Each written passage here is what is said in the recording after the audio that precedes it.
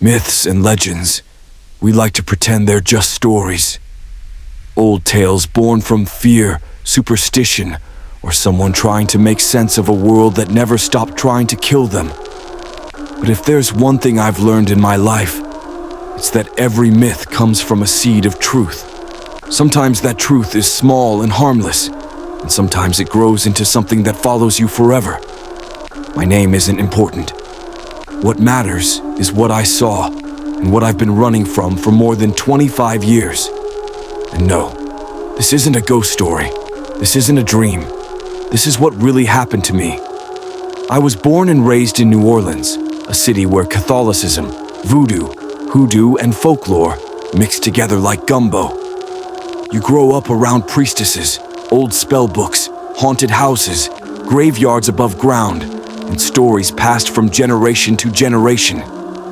Most people ignore all of it, but I didn't. I studied it, researched it, lived it. I became the kind of person the local voodoo community actually trusted, the kind of person they let read things the public never sees. That's how I found the legend of the neck. Different cultures call it different things. The Nixie, Nyx, Kappa, Rusalka. But they all describe a spirit tied to water, a creature that reflects your face on its crown, a being that plays with swimmers and then drags them under when they're most vulnerable. What fascinated me was how so many different cultures described the exact same creature without ever knowing the others existed. But nothing hooked me the way the voodoo texts did. I found an old spell book in a dusty little shop in New Orleans, a real one, not the tourist kind with candles and plastic skulls. The owner said the book was discovered inside a coffin that washed out of its grave during Hurricane Camille in 1969. The book was leather-bound, written on preserved goatskin and palm leaves, older than anything that should have survived the flood. It had watermarks on the edges, like whatever was inside wanted to escape. Inside was an incantation for something called the American Neck. The words were written in Old Haitian Creole. I translated them slowly, carefully. Spirit of the neck, please swim with me. Swim with me today, underwater, into the deep. Swim with me, until I sleep. According to the text, the American Neck was a shape-shifting, color-morphing spirit resembling a giant squid with the face of its summoner reflected on its crown. Say the incantation twice, and it would appear. I should have stopped reading right there, but I didn't. And because of that, I lost the woman I loved. Her name was Anne Lacdo, a theology professor, 40-something, skeptical of everything supernatural, but always excited to test the boundaries of her disbelief. She was funny, brilliant, stubborn, and the kind of person who would walk straight into a haunted house just to prove the ghosts had nothing better to do. One night, Anne and I were in Baton Rouge for a weekend trip. Over dinner, I told her about the incantation I'd translated. She wasn't just curious, she was thrilled. She insisted, absolutely insisted, that we test it. So we drove to False River, our favorite spot. It's quiet at night, calm, with water dark enough to hide anything. We stopped at a gas station for goggles, an underwater camera, and a flashlight. And of course, we brought a couple flotation rings with drink holders. Academics and idiots. We floated out about 25 yards from shore. Anne rolled off her raft into the dark water, camera ready. "All right," she said in a dramatic voice. "Let's talk to your imaginary squid." She recited the chant, half mocking it. "Greater than spirit of the neck, please swim with me. Swim with me today, underwater, into the deep. Swim with me until I sleep." Nothing happened. I told her she had to say it twice. She grinned, that dangerous, fearless grin, and repeated it. The second she finished, she jerked. "Something just touched my foot," she yelled. Then she laughed.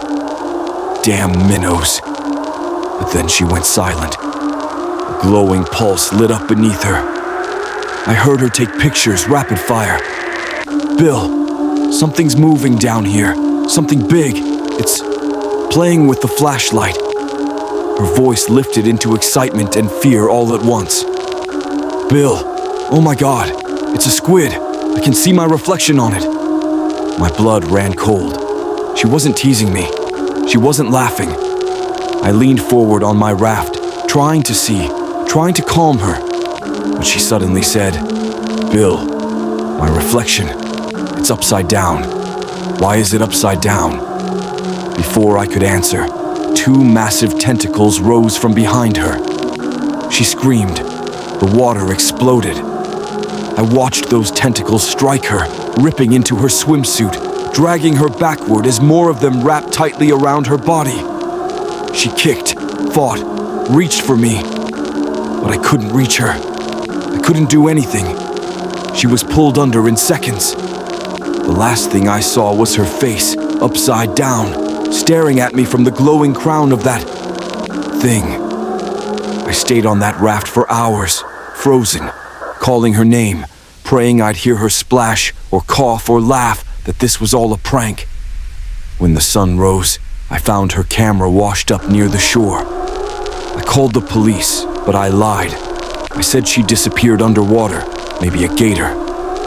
No one would have believed the truth. The pictures on the camera showed everything. Not her death, but the creature, the glowing mantle, the tentacles, even her reflection, captured faintly in one of the shots. After that night, my life spiraled into obsession and fear. I finished translating the rest of the text, and I wish to God I hadn't. It said, when the reflection turns upside down, the neck reveals its true nature. It will drown the asker or the cursed and eat them with its beak. It went on. The neck can appear in any body of water the moment it reaches drowning depth, even bathtubs, even drains. And that part turned out to be true. Over the next decade, it came for me repeatedly. I avoided lakes, rivers, the ocean, even puddles. I stopped showering normally. I only sponge bathed. I avoided bridges, docks, swimming pools, even toilets when I could. But one day, 12 years ago, it rained hard. The water in my shower rose past my calves. I wasn't paying attention. Tentacles ripped into my back. I fell, cracked my skull on the tub, and when I opened my eyes, the neck was halfway out of the water, my foot in its beak. My upside-down reflection screamed at me, greater than come swim with me. I crawled bleeding out of the bathroom as it slithered back into the drain. After that night, I knew the truth. I wasn't cursed. I was hunted. I spent years trying to figure out how to kill it, trap it, escape it. But you can't kill a spirit, not one that moves between dimensions, not one tied to water, which is everywhere. Eventually, I left New Orleans.